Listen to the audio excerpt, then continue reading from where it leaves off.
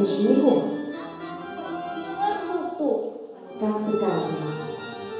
Чети, какво пише там? Кажи ти. Бах. Йохан Себастиан Бах.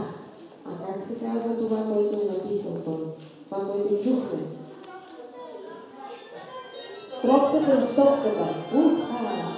Няма ли някой може ли да каже какво звучи? Не се сещаш. Така, как се казва това? Огън. В програмата е написано, че Йохан Себастиан Бах има токата и фуга. И от коя епоха е токата и фуга на Бах? От преди 300 години. Да. И коя е? Ти кажи, барок ли е, класика ли е или е съвременната? Съвременната е преди 300 години. Тя е сега. Някой може ли да ми каже всичко за Бах? Как се казва, какво е написал и епохата му? Аз ви ги казах преди малко. Някой запомни ли? Става на момиче. Който ми каже, ще получи веднага една награда. Един диск на нашия ансамбъл да се слуша колкото иска. Даже може да се четете, аз ви за шанс. Кой ще се опита да каже?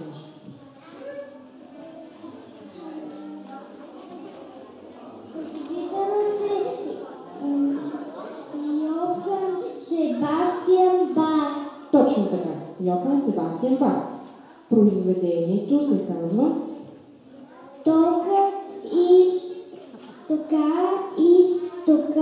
и фуга ре минор. Токата и фуга ре минор.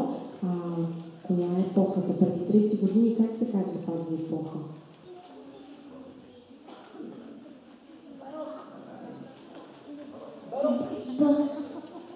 Барок. Браво! Аплодисменти! Много трудно беше, обаче се справи. Как се казваш и кой клас? Първи клас. Веднага получаваш една наградка от нашия ансамбъл. Първи кой клас? Първи В.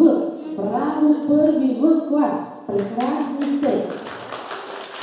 Хайде да чуем втората задача. Четете, за това са програмите.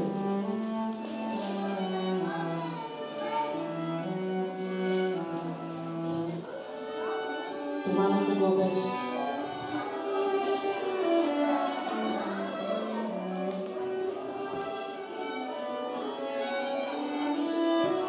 Тук е една високо вдигната ръка. Това кое е?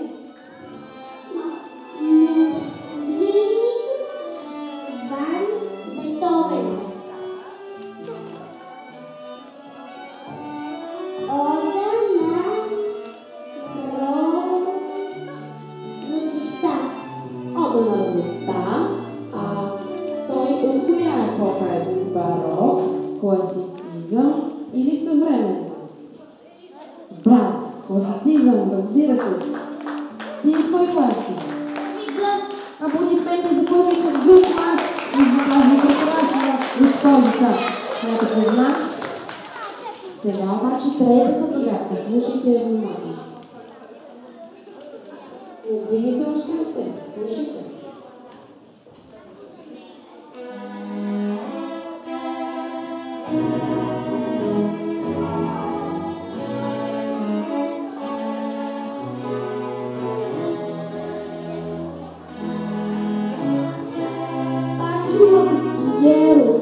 Какво е написал той?